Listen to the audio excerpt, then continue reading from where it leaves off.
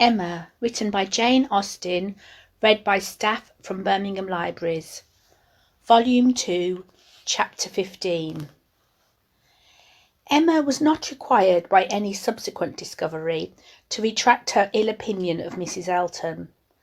Her observation had been pretty correct.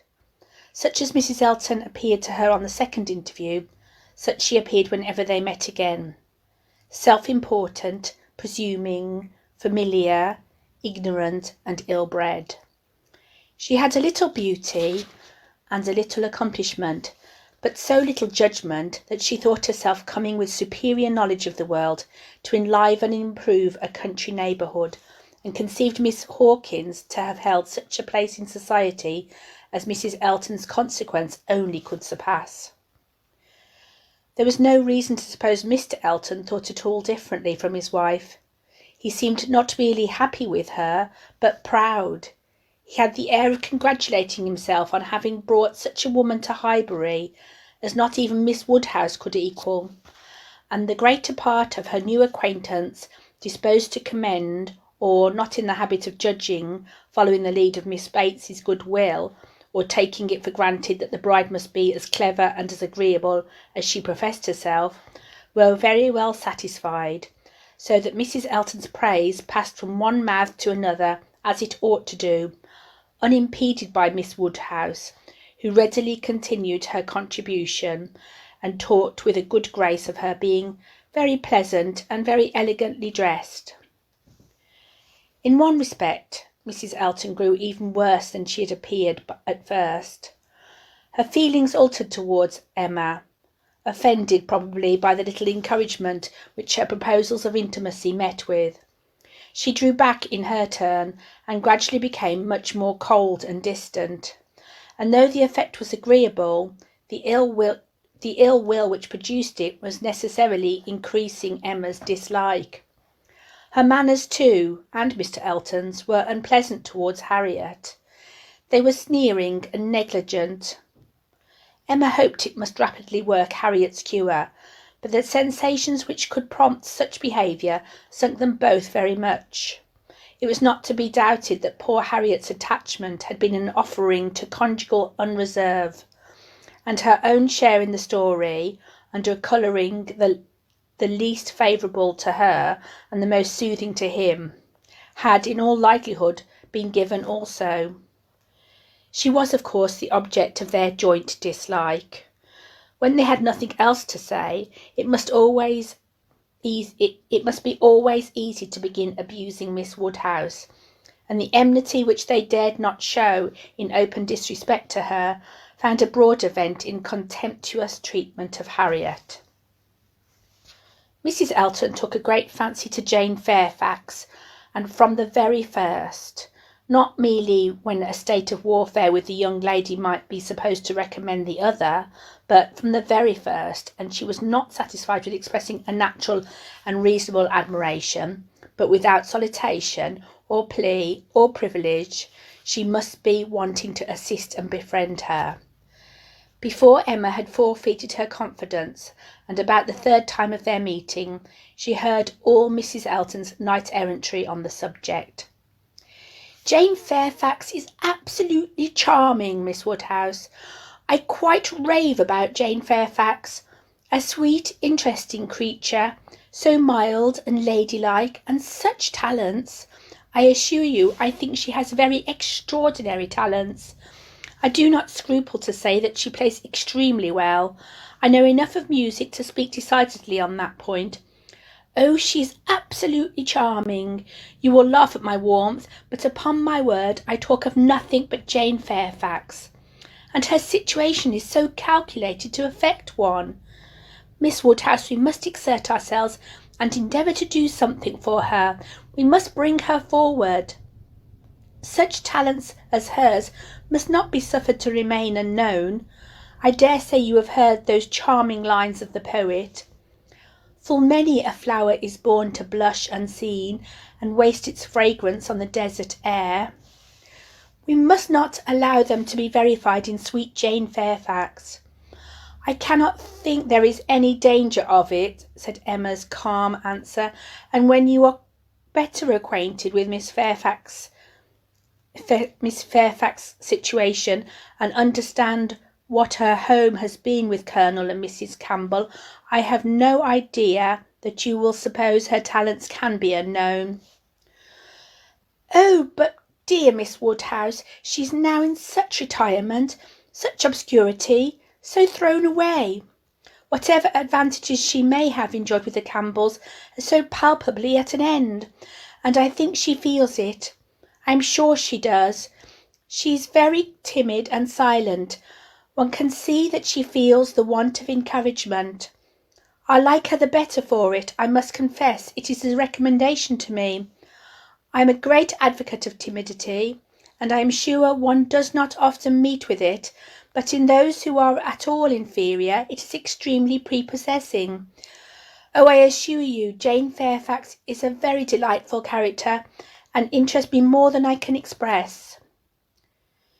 "You appear to feel a great deal, but I am not aware how you or any of Miss Fairfax's acquaintances here, any of those who have known her longer than yourself, can show her any other attention than—" "My dear Miss Woodhouse, a vast deal may be done by those who dare to act. You and I need not be afraid. If we set the example, then many will follow it as far as they can. Though all have not our situations, we have carriages to fetch and convey her home, and we live in a style that could not make the addition of Jane Fairfax at any time the least inconvenient. I should be extremely displeased if Wright were to send us up such a dinner as could make me regret having asked more than Jane Fairfax to partake of it. I have no idea of that sort of thing.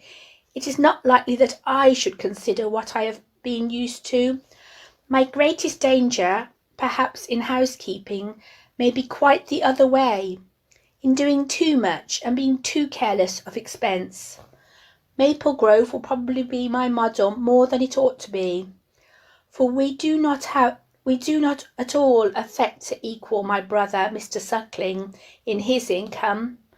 However, my resolution is taken as to noticing Jane Fairfax. I shall certainly have her very often at my house. Shall introduce her whenever I can. I shall have musical parties to draw out her talents, and shall be constantly on the watch for an eligible situation. My acquaintance is so very extensive that I have little doubt of hearing something to suit her shortly. I shall introduce her, of course, very particularly to my brother and sister when they come to us. I am sure they will like her extremely, and when she gets a little acquainted with them, her fears will completely wear off, for there is really nothing in the manner of either but what is highly conciliating. I shall have her here very often indeed, while they are with me, and I dare say we shall sometimes find seat for her in the barouche landau in some of our exploring parties." "Poor Jane Fairfax," thought Emma. "You have not deserved this. You may have done wrong with regard to Mr. Dixon, and this is a punishment beyond what you can have merited. The kindness and protection of Mrs. Elton. Jane Fairfax and Jane Fairfax, heavens! Let me not suppose that she dares to go about Emma Woodhousing me. But upon my honour, there seem no limits to the licentiousness of that woman's tongue." Emma had not to listen to such paradings again, to any so exclusively addressed to herself, so disgustingly decorated with a "dear Miss Woodhouse." The change on Mrs. Elton's side soon appeared afterwards, and she was left in peace, neither forced to be the very particular friend of Mrs. Elton, nor, under Mrs. Elton's guidance, the very active patronage of Jane Fairfax, and only sharing with others in a general way in knowing what she felt, what was meditated, what was done. She looked on with some amusement. Miss Bates's gratitude for Mrs. Elton's attentions to Jane was in the first style of guileless simplicity and warmth. She was quite one of her worthies, the most amiable, affable, delightful woman, just as accomplished and condescending as Mrs. Elton meant to be considered. Emma's only surprise was that Jane Fairfax should accept those attentions and tolerate Mrs. Elton as she seemed to do. She heard of her walking with the Eltons, sitting with the Eltons, spending a day with the Eltons. This was astonishing. She could not have believed it possible that the taste or the pride of Miss Fairfax could endure such society and friendship as the vicarage had to offer. "She's a riddle, quite a riddle," said she, "to choose to remain here month after month under privations of every sort.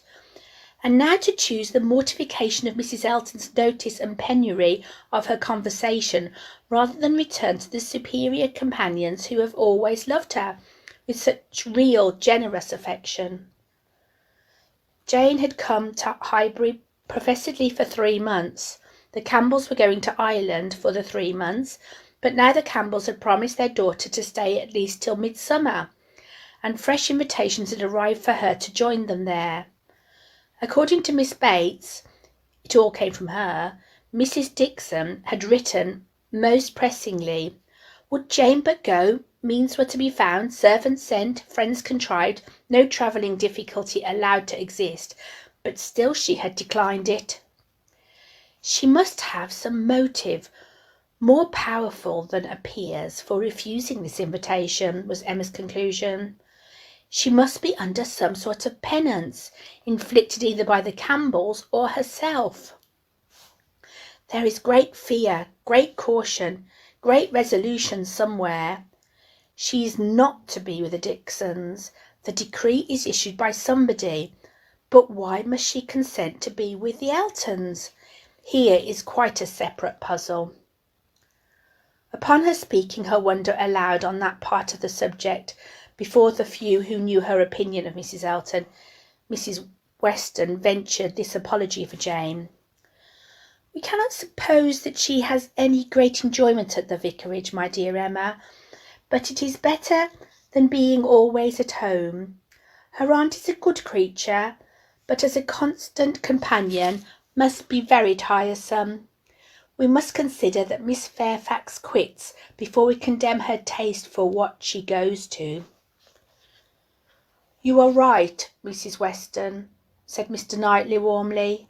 "Miss Fairfax is as capable as any of us of forming a just opinion of Mrs. Elton.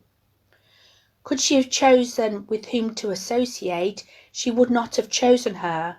But," with a reproachful smile at Emma, "she receives attentions from Mrs. Elton which nobody else pays her." Emma felt that Mrs. Weston was giving a momentary glance, and she was herself struck by his warmth. With a faint blush she presently replied, "Such attentions as Mrs. Elton's I should have imagined would rather disgust than gratify Miss Fairfax. Mrs. Elton's invitations I should have imagined anything but inviting." "I should not wonder," said Mrs. Weston, "if Miss Fairfax were to have been drawn on beyond her own inclination by her aunt's eagerness in accepting Mrs. Elton's civilities for her. Poor Miss Bates may very likely have committed her niece and hurried her into a greater appearance of intimacy than her own good sense would have dictated, in spite of the very natural wish of a little change." Both felt rather anxious to hear him speak again, and after a few minutes' silence he said, "Another thing must be taken into consideration too. Mrs. Elton does not talk to Miss Fairfax as she speaks of her. We all know the difference between the pronouns he or she and thou. The plainest spoken amongst us. We all feel the influence of a something beyond common civility in our personal intercourse with each other, a something more early implanted. We cannot give anybody in the disagreeable hints that we may have been very full of the hour before. We feel things differently, and besides the operation of this, as a general principle, you may be sure that Miss Fairfax awes Mrs. Elton by her superiority both of mind and manner, and that face to face Mrs. Elton treats her with all the respect which she has a claim to. Such a woman as Jane Fairfax probably never fell in Mrs. Elton's way before, and no degree of vanity can prevent her acknowledging her own comparative littleness in action, if not in consciousness. "I know how highly you think of Jane Fairfax," said Emma. Little Henry was in her thoughts, and a mixture of alarm and delicacy made her irresolute what else to say. "Yes," he replied, "anybody may know how highly I think of her." "And yet," said Emma, beginning hastily and with an arch look, but soon stopping. It was better, however, to know the worst at once. She hurried on. "And yet perhaps you may hardly be aware yourself how highly it is. The extent of your admiration may take you by surprise some day or other." Mr. Knightley was hard at work upon the lower buttons of his thick leather gaiters, and either the exertion of getting them together or some other cause brought the colour into his face as he answered, "Oh, are you there? But you are miserably behindhand. Mr. Cole gave me a hint of it 6 weeks ago." He stopped. Emma felt her foot pressed by Mrs. Weston, and did not herself know what to think. In a moment he went on. "That will never be, however, I can assure you. Miss Fairfax, I dare say, would not have me if I were to ask her, and I am very sure I shall never ask her." Emma returned her friend's pressure with interest, and was pleased enough to exclaim, "You are not vain, Mr. Knightley, and I will say that for you." He seemed hardly to hear her. He was thoughtful, and in a manner which showed him not pleased, soon afterwards said, "So you have been settling that I should marry Jane Fairfax?" "No, indeed I have not. You have scolded me too much for matchmaking, for me to presume to take such a liberty with you. What I said just now meant nothing. One says those sort of things, of course, without any idea of a serious meaning. Oh, no, upon my word, I have not the smallest wish for your marrying Jane Fairfax, or Jane anybody. You would not come in and sit with us in this comfortable way if you were married." Mr. Knightley was thoughtful again. The result of his reverie was, "No, Emma, I do not think the extent of my admiration for her will ever take me by surprise. I never had a thought of her in that way, I assure you." And soon afterwards, "Jane Fairfax is a very charming young woman, but not even Jane Fairfax is perfect. She has a fault. She has not the open temper which a man would wish for in a wife." Emma could not but rejoice to hear that she had a fault. "Well," said she, "and you soon silenced Mr. Cole, I suppose?" "Yes, very soon. He gave me a quiet hint. I told him he was mistaken. He asked my pardon, and said no more. Cole does not want to be wiser or wittier than his neighbours." In that respect, how unlike dear Mrs. Elton, who wants to be wiser and wittier than all the world! I wonder how she speaks of the Coles, what she calls them. How can she find any appellation for them deep enough in familiar vulgarity? She calls you Knightley. What can she do for Mr. Cole? And so I am not to be surprised that Jane Fairfax accepts her civilities and consents to be with her. Mrs. Weston, your argument weighs most with me. I can much more readily enter into the temptation of getting away from Miss Bates than I can believe in the triumph of Miss Fairfax's mind over Mrs. Elton. I have no faith in Mrs. Elton's acknowledging herself the inferior in thought, word, or deed, or in her being under any restraint beyond her own scanty rule of good breeding. I cannot imagine that she will not be continually insulting her visitor with praise, encouragement, and offers of service, that she will not be continually detailing her magnificent intentions, from the procuring of a permanent situation to the including her in those delightful exploring parties which are to take place in their barouche landau. "Jane Fairfax has feeling," said Mr. Knightley. "I do not accuse her of want of feeling. Her sensibilities, I suspect, are strong, and her temper excellent in its power of forbearance, patience, self-control. But it wants openness. She is reserved, more reserved, I think, than she used to be. And I love an open temper. No, till Cole alluded to my supposed attachment, it had never entered my head. I saw Jane Fairfax and conversed with her, with admiration and pleasure always, but with no thought beyond. "Well, Mrs. Weston," said Emma triumphantly, when he had left them, "what do you say now to Mr. Knightley's marrying Jane Fairfax?" "Why, really, Emma, I say that he is so very much occupied by the idea of not being in love with her that I should not wonder if it were to end in his being so at last. Do not beat me."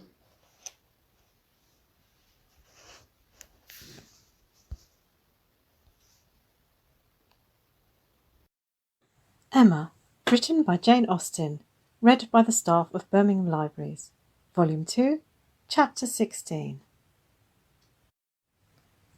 Everybody in and about Highbury who had ever visited Mr. Elton was disposed to pay him attention on his marriage. Dinner parties and evening parties were made for him and his lady, and invitations flowed in so fast that she had soon the pleasure of apprehending they were never to have a disengaged day.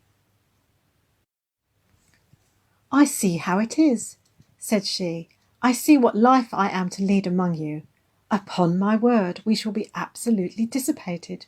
We really seem quite the fashion. If this is living in the country, it is nothing very formidable. From Monday next to Saturday, I assure you we have not a disengaged day. A woman with fewer resources than I have need not have been at a loss." No invitation came amiss to her. Her Bath habits made evening parties perfectly natural to her, and Maple Grove had given her a taste for dinners. She was a little shocked at the want of 2 drawing-rooms, at the poor attempt at rout cakes, and there being no ice in the Highbury card parties. Mrs. Bates, Mrs. Perry, and Mrs. Goddard and others were a good deal behindhand in knowledge of the world, but she would soon show them how everything ought to be arranged.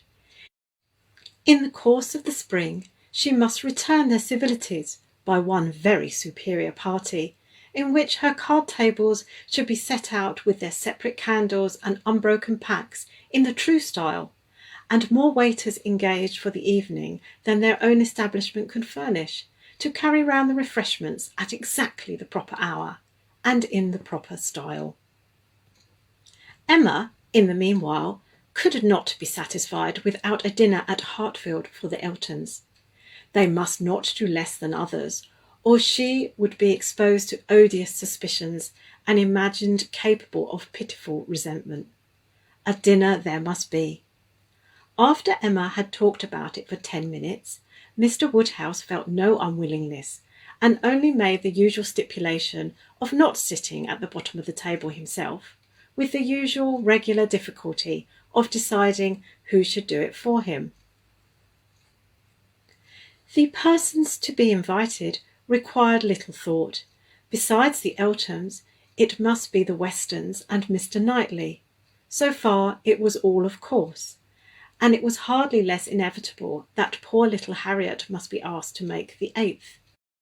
But this invitation was not given with equal satisfaction, and on many accounts Emma was particularly pleased by Harriet's begging to be allowed to decline it. She would rather not be in his company more than she could help. She was not yet quite able to see him and his charming, happy wife together without feeling uncomfortable. If Miss Woodhouse would not be displeased, she would rather stay at home. It was precisely what Emma would have wished, had she deemed it possible enough for wishing. She was delighted with the fortitude of her little friend, for fortitude she knew it was, to give up being in company and stay home. And she could now invite the very person whom she really wanted to make the 8th, Jane Fairfax.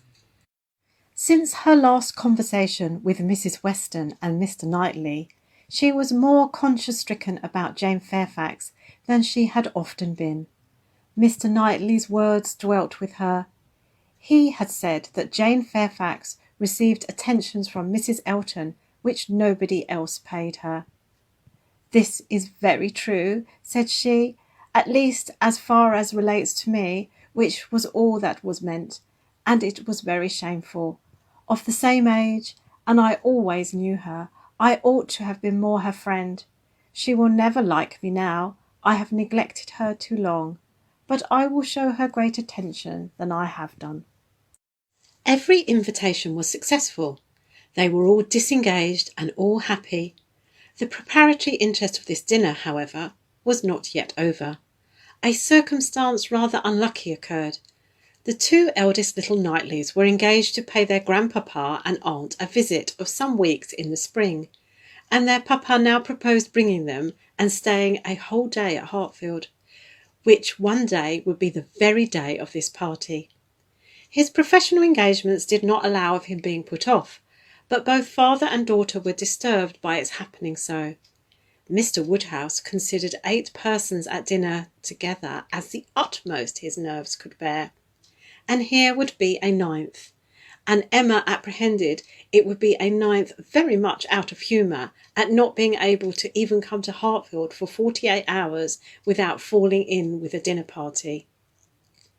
She comforted her father better than she could comfort herself, by representing that though he certainly would make a 9, yet he always said so little that the increase of noise would be very immaterial.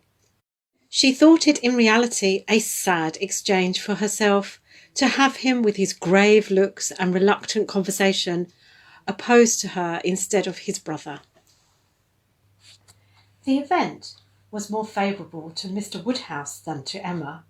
John Knightley came, but Mr. Weston was unexpectedly summoned to town and must be absent on the very day. He might be able to join them in the evening, but certainly not to dinner. Mr. Woodhouse was quite at ease, and the seeing him so, with the arrival of the little boys and the philosophic composure of her brother on hearing his fate, removed the chief of even Emma's vexation. The day came, the party were punctually assembled, and Mr. John Knightley seemed early to devote himself to the business of being agreeable. Instead of drawing his brother off to a window while they waited for dinner, he was talking to Miss Fairfax. Mrs. Elton, as elegant as lace and pearls could make her, he looked at in silence, wanting only to observe enough for Isabella's information. But Miss Fairfax was an old acquaintance and a quiet girl, and he could talk to her. He had met her before breakfast, as he was returning from a walk with his little boys, when it had just begun to rain. It was natural to have some civil hopes on the subject, and he said, "I hope you did not venture far, Miss Fairfax, this morning, or I am sure you must have been wet. We scarcely got home in time. I hope you turned directly." "I went only to the post office," said she, "and reached home before the rain was much. It is my daily errand. I always fetch the letters when I am here. It saves trouble, and is something to get me out. A walk before breakfast does me good." "Not a walk in the rain, I should imagine." "No, but it did not absolutely rain when I set out." Mr. John Knightley smiled and replied, "That is to say, you chose to have your walk, for you were not 6 yards from your own door when I had the pleasure of meeting you, and Henry and John had seen more drops than they could count long before. The post office has a great charm at one period of our lives. When you have lived to my age, you will begin to think letters are never worth going through the rain for." There was a little blush, and then this answer: "I must not hope to be ever situated as you are in the midst of every dearest connection, and therefore I cannot expect that simply growing older should make me indifferent about letters." "Indifferent? Oh no! I never conceived you could become indifferent. Letters are no matter of indifference. They are generally a very positive curse." "You are speaking of letters of business. Mine are letters of friendship." "I have often thought them the worst of the two," he replied coolly. "Business, you know, may bring money, but friendship hardly ever does." "Ah, you are not serious now. I know Mr. John Knightley too well. I am very sure he understands the value of friendship as well as anybody. I can easily believe that letters are very little to you, much less than to me, but it is not your being 10 years older than myself which makes a difference. It is not age, but situation. You have everybody dearest to you always at hand. I, probably, never shall again, and therefore, till I have outlived all my affections, a post office, I think, must always have power to draw me out, even in worse weather than today. When I talked of you being altered by time, by the progress of years, said John Knightley, I meant to imply the change of situation which time usually brings. I consider one as including the other. Time will generally lessen the interest of every attachment, not within the daily circle, but that is not the change I had in view for you. As an old friend, you will allow me to hope, Miss Fairfax, that 10 years hence you may have as many concentrated objects as I have. It was kindly said, and very far from giving offence. A pleasant thank you seemed meant to laugh it off, but a blush, a quivering lip, a tear in the eye, showed that it was all felt beyond a laugh. Her attention was now claimed by Mr. Woodhouse, who, being according to his custom on such occasions, making the circle of his guests, and paying his particular compliments to the ladies, was ending with her, and with all his mildest urbanity said, I am very sorry to hear, Miss Fairfax, of your being out this morning in the rain. Young ladies should take care of themselves. Young ladies are delicate plants. They should take care of their health and their complexion. My dear, did you change your stockings? Yes, sir, I did indeed, and I am very much obliged to your kind solicitude about me. My dear Miss Fairfax, young ladies are very sure to be cared for. I hope your good grandmamma and aunt are well. They are some of my very old friends. I wish my health allowed me to be a better neighbour. You do us a great deal of honour to-day, I am sure. My daughter and I are both highly sensible of your goodness, and have the greatest satisfaction in seeing you at Hartfield. The kind-hearted, polite old man might then sit down and feel he had done his duty, and made every fair lady welcome and easy. By this time the walk in the rain had reached Mrs. Elton, and her remonstrances now opened upon Jane. My dear Jane, what is this I hear? Going to the post office in the rain? This must not be, I assure you. You sad girl, how could you do such a thing? It is a sign I was not there to take care of you. Jane very patiently assured her that she had not caught any cold. Oh, do not tell me. You really are a very sad girl, and do not know how to take care of yourself. To the post office, indeed. Mrs. Weston, did you ever hear the like? You and I must positively exert our authority. My advice, said Mrs. Weston kindly and persuasively, I certainly do feel tempted to give. Miss Fairfax, you must not run such risk. Liable as you have been to severe colds, indeed, you ought to be particularly careful, especially at this time of year. The spring, I always think, requires more than common care. Better wait an hour or two, or even half a day for your letters, than run the risk of bringing on your cough again. Now, do you not feel that you had? Yes, I am sure you are much too reasonable. You look as if you would not do such a thing again. Oh, she shall not do such a thing again, eagerly rejoined Mrs. Elton. We will not allow her to do such a thing. And, nodding significantly, there must be some arrangement made. There must, indeed. I shall speak to Mr. E., the man who fetches our letters every morning, one of our men, I forget his name, shall inquire for yours too, and bring them to you.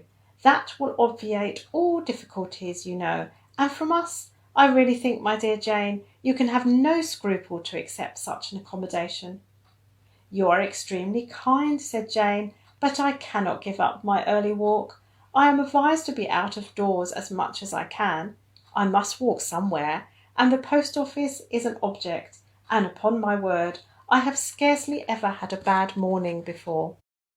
My dear Jane, say no more about it. The thing is determined. That is, as far as I can presume to determine anything without the concurrence of my lord and master.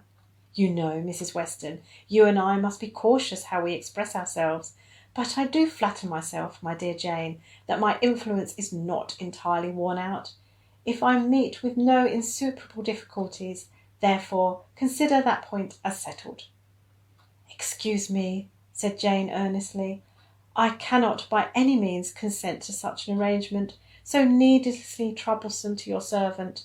If the errand was not a pleasure to me, it could be done, as it always is when I am not here, by my grandmammas. Oh, my dear, but so much as Patty has to do, and it is a kindness to employ our man. Jane looked as if she did not mean to be conquered, but instead of answering, she began speaking again to Mr. John Knightley. The post office is a wonderful establishment, said she. The regularity and dispatch of it. If one thinks of all that it has to do, and all that it does so well, it is really astonishing. It is certainly very well regulated.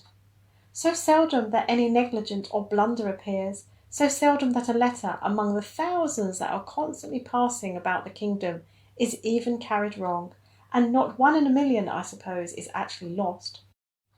And when one considers the variety of hands, and of bad hands too, that are to be deciphered, it increases the wonder. The clerks grow expert from habit. They must begin with some quickness of sight and hand, and exercise improves them. If you want any farther explanation, continued he, smiling, they are paid for it. That is the key to a great deal of capacity. The public pays, and must be served well. The varieties of handwriting were further discussed, and the usual observations made. I have heard it asserted, said John Knightley, that the same sort of handwriting often prevails in a family, and where the same master teaches, it is natural enough. But for that reason, I should imagine the likeness must be chiefly confined to the females, for boys have very little teaching after an early age, and scramble into any hand they can get. Isabella and Emma, I think, do write very much alike. I have not always known their writing apart. Yes, said his brother hesitatingly, there is a likeness. I know what you mean, but Emma's hand is the strongest. Isabella and Emma both write beautifully, said Mr. Woodhouse, and always did, and so does poor Mrs. Weston, with a half sigh and half a smile at her. I never saw any gentleman's handwriting, Emma began, looking also at Mrs. Weston, but stopped on perceiving that Mrs. Weston was attending to someone else, and the pause gave her time to reflect. Now, how am I going to introduce him? Am I unequal to speaking his name at once before all these people? Is it necessary for me to use any roundabout phrase? Your Yorkshire friend, your correspondent in Yorkshire. That would be the way, I suppose, if I were very bad. No, I can pronounce his name without the smallest distress. I certainly get better and better. Now for it. Mrs. Weston was disengaged, and Emma began again. Mr. Frank Churchill writes one of the best gentleman's hands I ever saw. I do not admire it, said Mr. Knightley. It is too small, wants strength. It is like a woman's writing. This was not submitted to by either lady. They vindicated him against the bad aspiration. No, it is by no means wanting strength. It was not a large hand, but very clear and certainly strong. Had not Mrs. Weston any letter about her to produce? No, she had heard from him very lately, but having answered the letter, had put it away. If we were in the other room, said Emma, if I had my writing desk, I am sure I could produce a specimen. I have a note of his. Do you not remember, Mrs. Weston, employing him to write for you one day?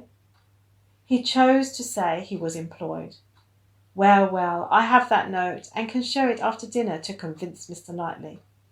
Oh, when a gallant young man like Mr. Frank Churchill, said Mr. Knightley dryly, writes to a fair lady like Miss Woodhouse, he will, of course, put forth his best. Dinner was on the table. Mrs. Elton, before she could be spoken to, was ready, and before Mr. Woodhouse had reached her with his request to be allowed to hand her into the dining parlour, was saying, Must I go first? I really am ashamed of always leading the way. Jane's solicitude about fetching her own letters had not escaped Emma.